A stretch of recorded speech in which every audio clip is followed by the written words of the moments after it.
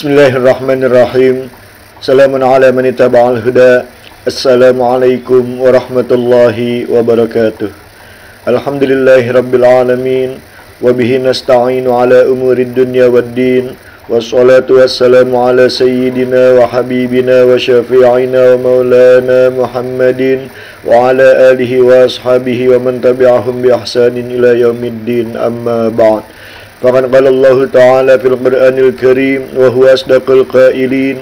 A'udzu billahi minasy syaithanir rajim. Bismillahirrahmanirrahim. Yarfa'illahu alladhina amanu minkum walladhina utul ilma darajat. Wa qala Rasulullah sallallahu alaihi wasallam fi hadithihi syarif, khairukum man ta'allama al-Qur'ana wa 'allamahu. Ay kama qala Rasulullah sallallahu alaihi wasallam. Sadaqallahul azim wa balagha rasuluhun nabiyul habibul karim wa nahnu ala dzalika minasyahidin wasyakirin walhamdulillahi rabbil alamin. Ma'asyiral musyahidin al-fudala, para pemirsa channel YouTube Ahmad Taufir Rabi, wabil khusus para siswa-siswi Abi di MAN 1 Jakarta yang berbahagia, yang mudah-mudahan kita semua senantiasa dikaruniakan nikmat oleh Allah Subhanahu wa taala, baik nikmat iman Islam maupun nikmat sehat di tengah pandemi virus corona yang tengah mewabah ini. Amin ya rabbal alamin. Pertama-tama marilah kita haturkan segenap puja dan puji serta rasa syukur kita kehadirat Allah Subhanahu wa taala atas nikmat-nikmat tersebut. Mudah-mudahan nikmat-nikmat tersebut kelak akan Allah Subhanahu wa taala langgengkan, bahkan tambahkan buat kita. Amin ya rabbal alamin. Salawat dan salam juga tak lupa kita haturkan pada baginda Rasulullah Muhammad sallallahu alaihi wasallam, dengan harapan mudah-mudahan syafaatul uzma dari beliau kelak akan kita terima di hari akhirat. Amin ya rabbal alamin. Para pemirsa serta siswa-siswi Abi sekalian yang berbahagia, dalam video kali ini Abi akan melanjutkan kajian tentang tafsirul Quran, yaitu tentang metodologi tafsir Al-Quran. Allah Subhanahu wa taala menurunkan kitab suci Al-Quran ke dunia ini sebagai mukjizat terbesar bagi baginda Rasulullah Muhammad sallallahu alaihi wasallam dan sekaligus menjadi petunjuk bagi umat manusia keseluruhannya. Sifat dari kitab suci ini adalah syamilun likulli zaman wa makan. Artinya, Al-Quran itu adalah kitab yang komprehensif, kitab yang membahas berbagai aspek kehidupan manusia serta dapat diterapkan dimanapun dan kapanpun manusia itu berada. Artinya, kitab suci Al-Quran ini berlaku sepanjang zaman dan untuk siapapun akan tetap cocok, ya. Dalam Al-Quran terdapat begitu banyak keistimewaan, di antaranya susunan bahasanya yang indah dan unik, kandungan maknanya, dan lain sebagainya. Nah, semuanya ini hanyalah bisa dipahami oleh siapapun yang memahami bahasa Al-Quran, yaitu bahasa Arab. Nah, untuk itulah maka memahami Al-Quran akan menjadi lebih mudah jika kita merujuk pada kitab-kitab tafsir. Di antara nama kitab tafsir yang mungkin sering kalian dengar adalah Tafsir Jalalain yang dikarang oleh Imam Jalaluddin As-Suyuti dan Imam Jalaluddin Al-Mahalli. Sejak dahulu sampai sekarang itu kitab tersebut dikaji di pesantren-pesantren, sehingga menjadi sangat familiar di telinga para siswa, khususnya para santri yang menimba ilmu di pondok-pondok pesantren Salafiyah. Namun, dalam sejarah perkembangan penafsiran Al-Quran, kitab tafsir yang dikarang oleh para ulama tidak hanya terbatas pada Tafsir Jalalain. Masih banyak kitab-kitab tafsir Al-Quran yang lain dengan judul dan pengarang yang berbeda-beda. Nah, para pemirsa serta anak-anak Abi sekalian yang berbahagia, pada kesempatan kali ini kita akan mengkaji apa saja metodologi penafsiran Al-Quran yang digunakan oleh para ulama ketika mereka menyusun atau mengarang kitab-kitab tafsir Al-Quran, ya. Sebelum kita mengkaji tentang macam-macam metodologi penafsiran yang mereka gunakan atau yang digunakan oleh para ulama, maka terlebih dahulu kita harus mengetahui apa yang dimaksud dengan metodologi penafsiran. Metodologi penafsiran adalah ilmu yang membahas tentang cara-cara yang teratur dan sistematis untuk mendapatkan pemahaman yang benar dari ayat-ayat Al-Quran sesuai dengan kemampuan manusia. Metode tafsir yang dimaksud di sini adalah suatu perangkat dan tata kerja yang digunakan di dalam proses menafsirkan Al-Quran. Itulah yang dimaksud dengan metodologi Al-Quran atau metode tafsir Al-Quran. Nah, perangkat yang digunakan ini secara teoretik menyangkut dua aspek. Yang pertama yaitu aspek nasnya, yaitu dari segi naskahnya, dari segi teksnya, dari segi ayat yang dikajinya. Kemudian yang kedua aspek konteksnya, yaitu yang berhubungan dengan ruang-ruang sosial, budaya, dan lain sebagainya ketika ayat tersebut diturunkan oleh Allah Subhanahu wa Ta'ala kepada Nabi Muhammad Sallallahu Alaihi Wasallam. Nah, oleh karena itu maka jika kita telusuri perkembangan tafsir Al-Quran sejak dulu sampai sekarang, maka akan ditemukan bahwa secara garis besar penafsiran Al-Quran itu dilakukan dalam 4 cara, yaitu ijmali atau global, tahlili atau analitis, muqarran atau perbandingan, dan maudhu'i atau tematik. Nah, untuk lebih jelasnya, marilah kita kaji secara lebih rinci lagi keempat metodologi tafsir tersebut satu per satu, ya. Sehingga nanti Abi harap setelah kita mengkaji ini, kalian akan bisa mengetahui mana metode tafsir yang tahlili, yang ijmali, dan lain sebagainya, ya. Baik, yang pertama kita akan masuk dulu metode tafsir tahlili. Metode tafsir tahlili adalah cara menafsirkan Al-Quran dengan mengurai dan menganalisa ayat-ayat Al-Quran secara berurutan sesuai dengan tertibnya mushaf. Dan juga metode tafsir ini membahas segala makna dan aspek yang terkandung di dalam ayat-ayat tersebut, ya. Nah, pola penafsiran yang diterapkan para mufassir yang menggunakan metode tahlili itu menjelaskan makna yang terkandung di dalam ayat Al-Quran secara menyeluruh, baik itu ayat-ayat yang berbentuk ma'thur maupun ayat-ayat yang berbentuk ra'yun. Nah, pola penafsiran yang diterapkan para mufassir yang menggunakan metode tahlili itu nanti menjelaskan makna yang terkandung di dalam ayat-ayat Al-Quran secara menyeluruh, baik penafsiran itu nanti dengan bil ma'thur, yaitu dengan cara menafsirkan ayat-ayat dengan ayat-ayat yang lain ataupun ayat-ayat dengan hadis-hadis yang lain, juga dengan cara bir ra'yi atau dengan cara berpendapat atau menggunakan pendapat daripada mufassir, ya. Contoh penafsiran metode tahlili yang menggunakan tafsir bil ma'thur, misalnya kata-kata al-muttaqin. Kata-kata al-muttaqin atau orang-orang bertakwa di dalam surah Al-Baqarah ayat 2 itu dijelaskan oleh ayat-ayat sesudahnya. Nah, ini berarti tafsirnya bil ma'thur. Tafsir ayat 2 dijabarkan oleh ayat-ayat setelahnya, yaitu ayat-ayat 3, 4, dan 5. Nah, ini adalah satu contoh saja dari penafsiran metode tahlili yang menggunakan bentuk tafsir bil ma'thur, ya. Nah, pola penafsiran yang diterapkan oleh para mufassir yang menggunakan metode tahlili itu nanti menjelaskan makna yang terkandung di dalam ayat-ayat Al-Quran secara menyeluruh, baik para mufassir itu menggunakan tafsirnya dengan tafsir bil ma'thur atau mungkin dengan tafsir bil ra'yi atau mungkin dengan tafsir-tafsir model lain, misalnya al-isyari atau al-fiqhi atau al-falsafi dan lain sebagainya. Nah, nanti akan kita lihat contoh-contoh diantaranya, ya. Yang pertama misalnya tafsir tahlili dengan cara tafsir bil ma'thur, menafsirkan ayat-ayat Al-Quran dengan ayat-ayat yang lain atau dengan suatu hadis, ya. Misalnya ketika menafsirkan kata al-muttaqin di dalam Al-Quran surah Al-Baqarah ayat 2 itu hudal lil muttaqin, itu para ulama yang menggunakan tafsir bil ma'thur ini menjabarkannya dengan ayat-ayat yang sesudahnya, yaitu ayat-ayat 3 sampai dengan ayat 5.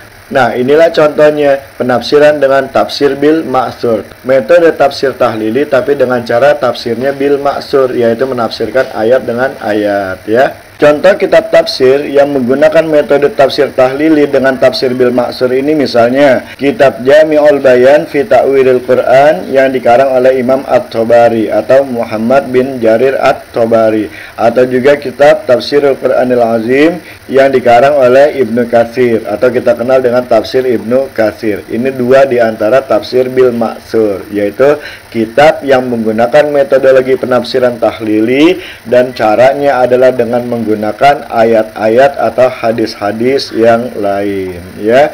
Ini yang pertama. Kemudian yang kedua, metodologi tafsir tahlili tapi menggunakan tafsir bir ra'yi. Artinya penafsirannya dengan menggunakan ijtihad atau penalaran.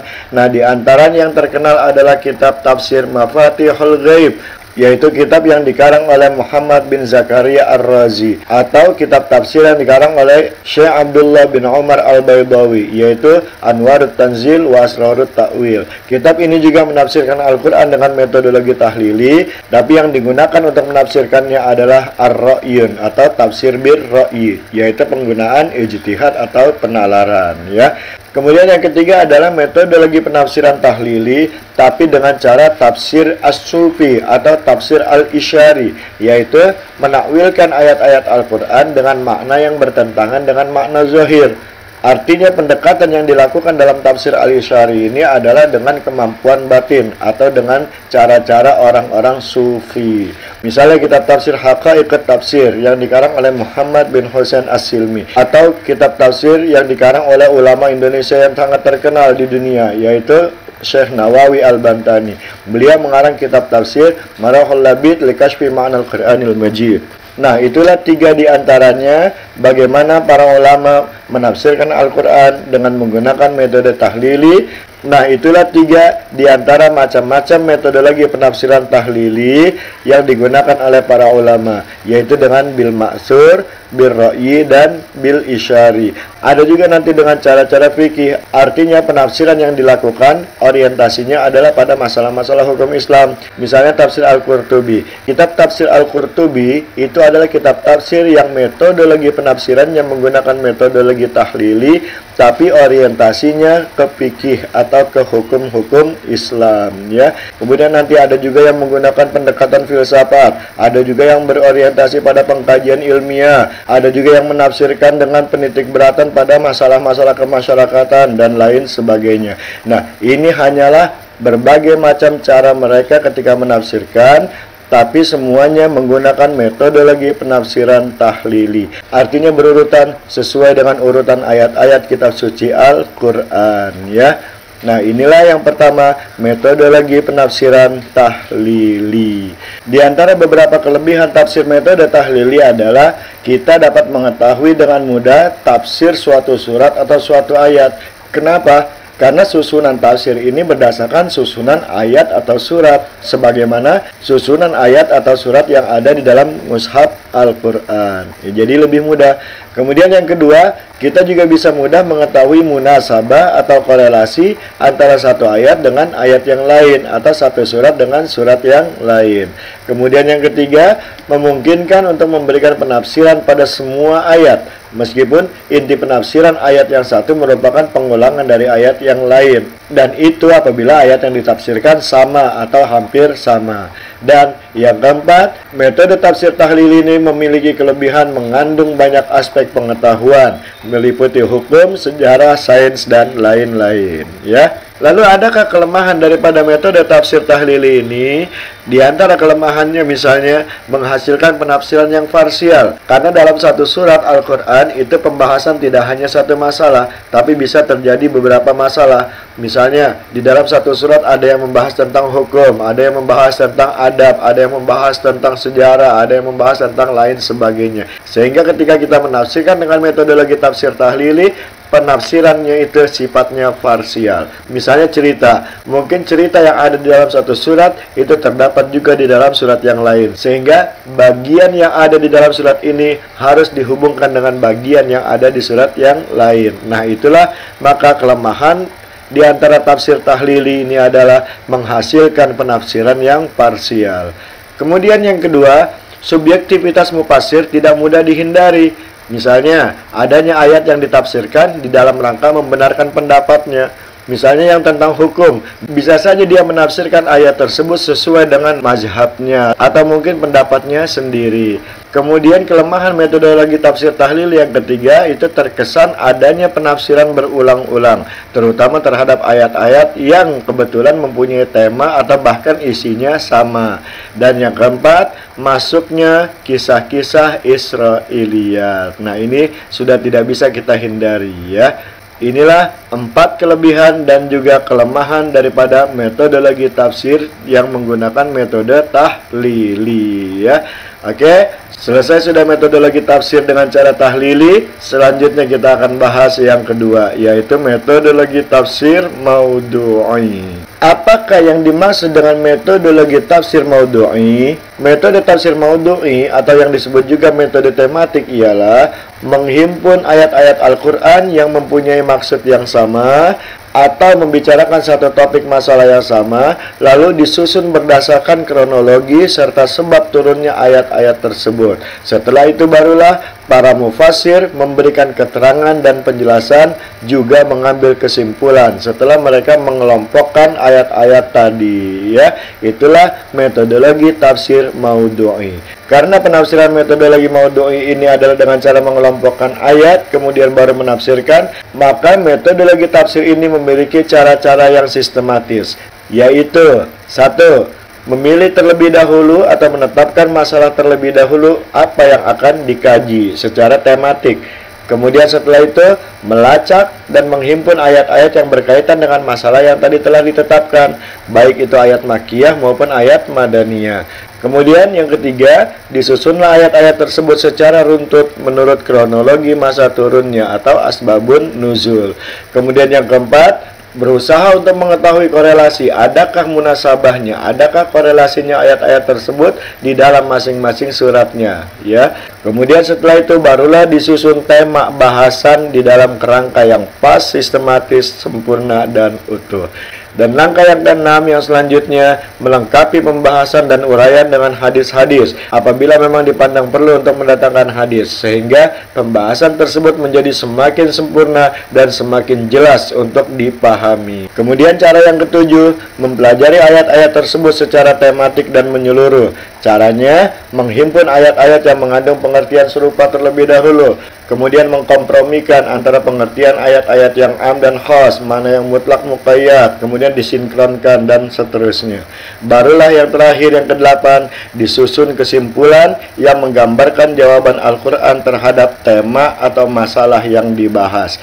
Inilah cara-cara yang ditempuh oleh para mufassir yang menggunakan metodologi penafsiran maudhu'i atau tematik, ya.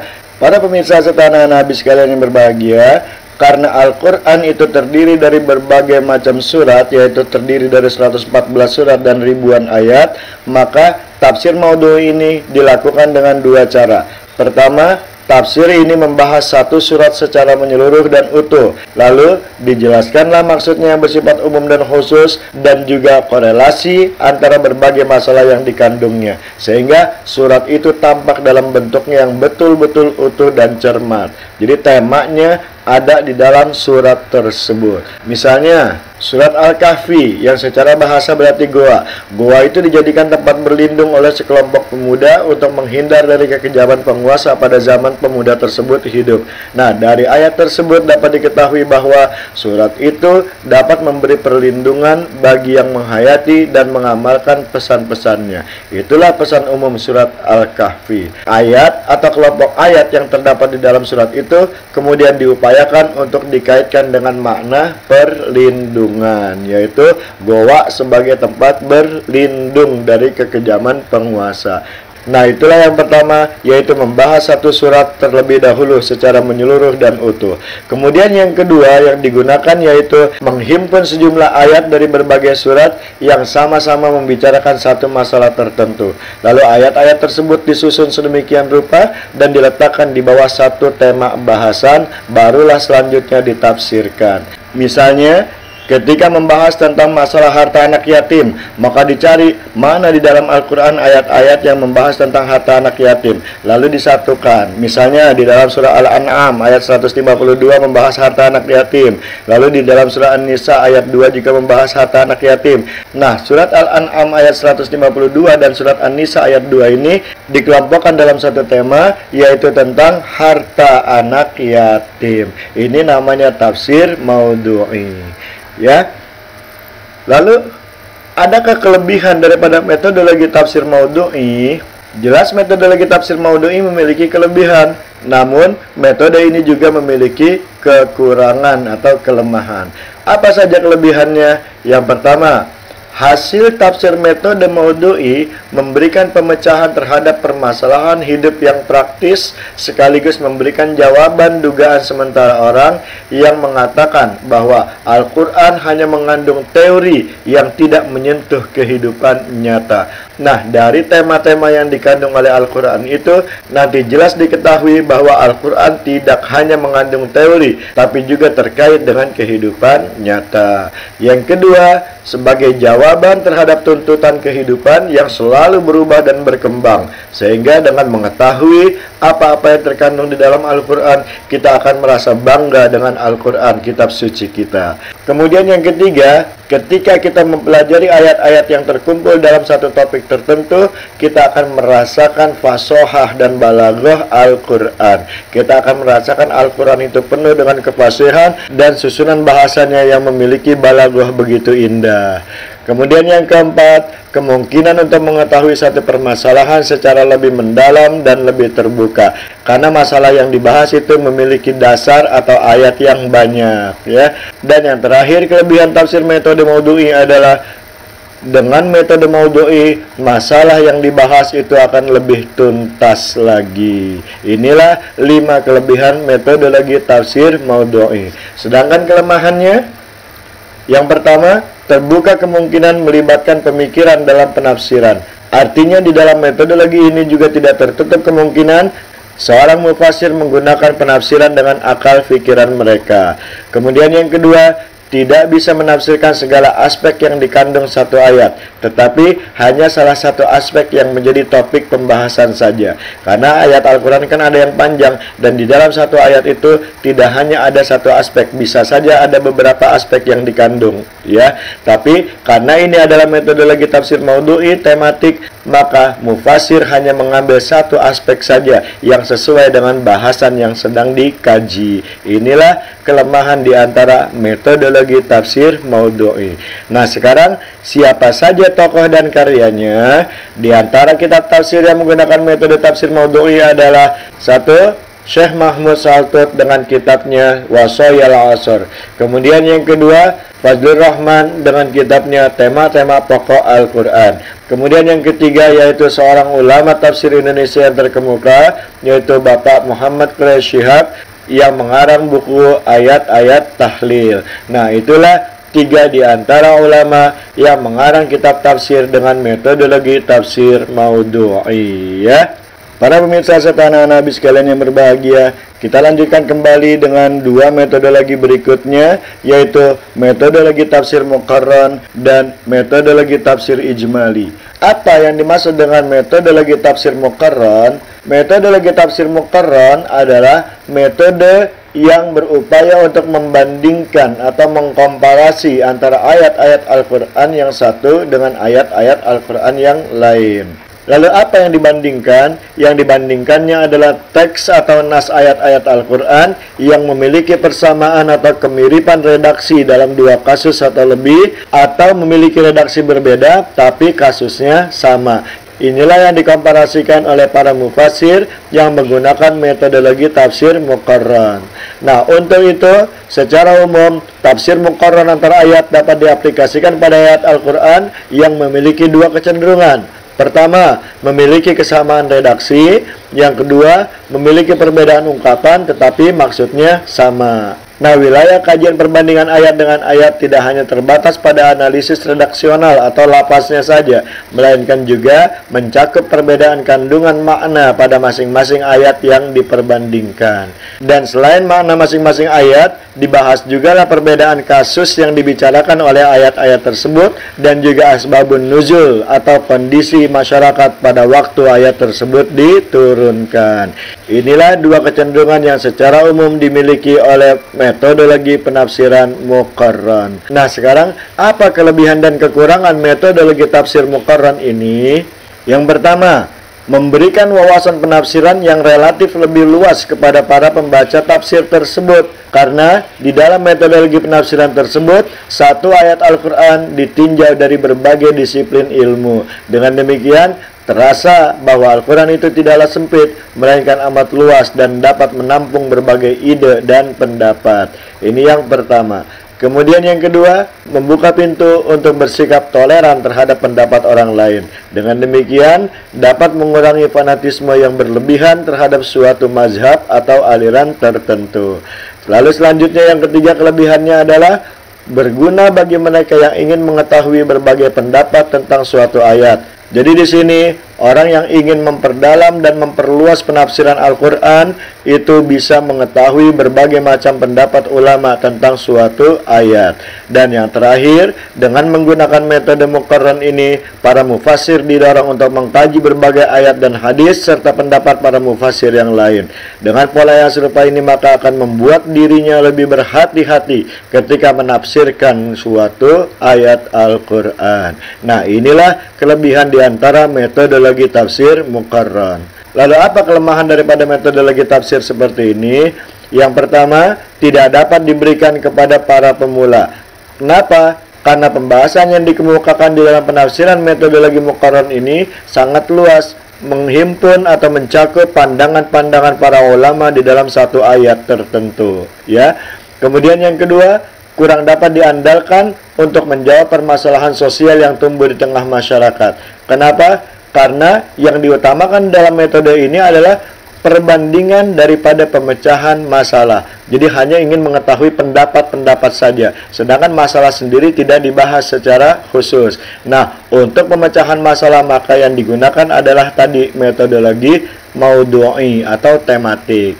Kemudian kelemahan yang ketiga atau yang terakhir daripada metodologi tafsir muqarran ini adalah dalam penafsiran ini terkesan lebih banyak penelusuran penafsiran yang pernah diberikan oleh para ulama daripada pendapat dari mufassir tersebut atau yang menggunakan metodologi tafsir tersebut. Jadi mereka lebih banyak menggunakan penelusuran hasil pemikiran atau penafsiran para ulama sebelum mereka dibanding dengan pemikiran mereka sendiri. Nah, itulah kelemahan daripada metodologi tafsir metode muqarran.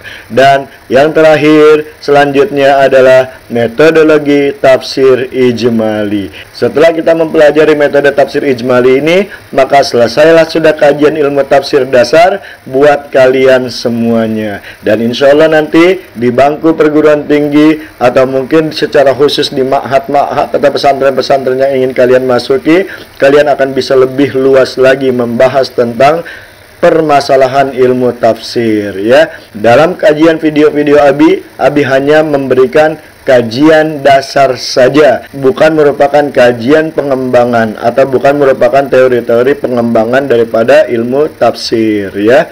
Apa yang dimaksud dengan metodologi tafsir ijmali? Metodologi tafsir ijmali ialah menafsirkan ayat-ayat Al-Quran dengan cara mengemukakan makna yang global, menjelaskan ayat Al-Quran secara ringkas tapi mencakup bahasa yang populer, mudah dipahami dan mudah dibaca. Jadi sistematika penulisannya sama seperti tafsir yang tahlili menurut susunan ayat-ayat di dalam mushaf, dan penyajiannya juga tidak terlalu jauh dari gaya bahasa Al-Quran, sehingga orang yang membaca atau mendengar kitab tafsir tersebut dibacakan itu seakan-akan masih tetap mendengar Al-Quran, padahal sebenarnya yang didengar itu adalah kitab tafsirnya, ya. Itulah pengertian metodologi tafsir ijmali. Nah, sekarang ciri-cirinya apa? Ciri-ciri dari metode tafsir ini adalah seorang mufassir ketika menafsirkan Al-Quran dari awal sampai akhir tanpa dibanding-bandingkan dan juga tanpa adanya tema-tema tertentu.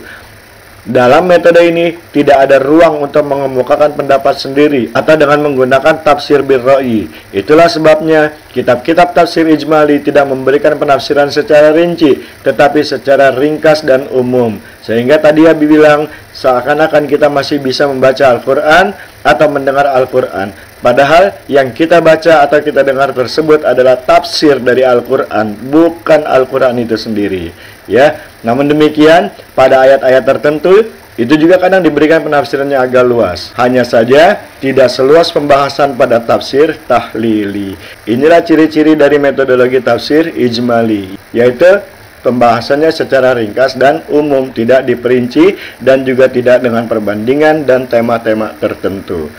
Nah, sekarang apa kelebihan metodologi tafsir ijmali ini?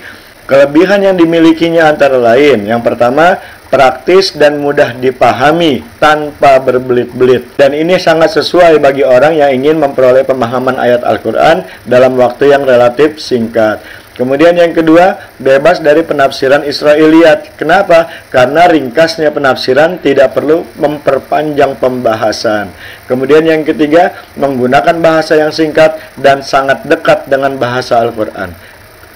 Mengapa? Karena mufasir langsung menjelaskan pengertian kata atau ayat dengan sinonimnya dan tidak mengemukakan ide atau pendapatnya masing-masing atau secara pribadi. Inilah kelebihan-kelebihan dari tafsir dengan menggunakan metodologi ijmali. Sedangkan kelemahannya adalah metodologi tafsir ijmali ini kurang memperhatikan kaitan antara satu ayat dengan ayat-ayat yang lain atau kurang memperhatikan munasabah antar ayat, ya. Kemudian yang kedua, penafsiran yang diberikan itu sangat terbatas sehingga kita kurang memperoleh penjelasan yang memadai tentang suatu ayat.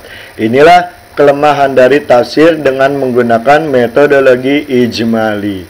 Lalu apa contoh kitab tafsir yang menggunakan metodologi ijmali? Di antara para mufassir yang menggunakan metodologi tafsir ijmali ini adalah Syekh Jalaluddin As-Suyuti dan Syekh Jalaluddin Al-Mahalli di dalam kitab tafsir Jalalain. Kemudian juga Syekh Muhammad Farid Wajdi di dalam kitab beliau yaitu Tafsirul Quranil Karim. Ini juga menggunakan tafsir metodologi ijmali.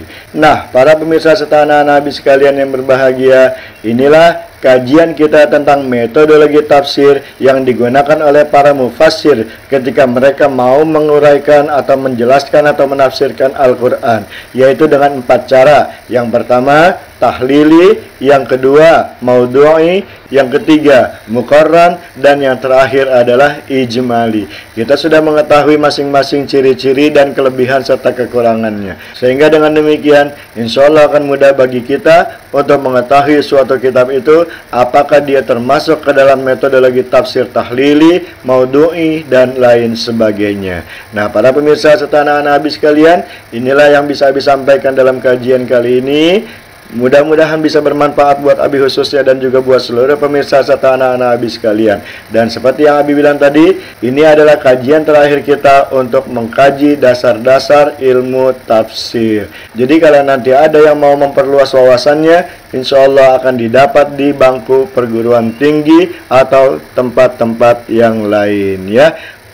Baik, itu saja yang bisa Abi sampaikan. Akhirnya, sebagaimana biasa, Abi mohon maaf atas segala kekurangan di dalam penyajian ini, dan kepada para tuan guru, kepada para asatiz yang kebetulan mampir dan mendengarkan apa yang Abi sampaikan ini, lalu menemukan kesalahan di dalam kajian-kajian tersebut, Abi harap untuk bisa diberikan islah secepatnya. Dan untuk islah ini Abi ucapkan, jazakumullah khairan katsira, jazakumullah ahsanal jaza. Akhirnya, marilah kita tutup bersama-sama dengan membaca doa kafaratul majlis. Subhanakallahumma wa bihamdika asyhadu an la ilaha illa anta astaghfiruka wa atubu ilaik. Hadanallahu wa iyyakum ajma'in wal 'afu minkum. Tsumma assalamualaikum warahmatullahi wabarakatuh. Love you all.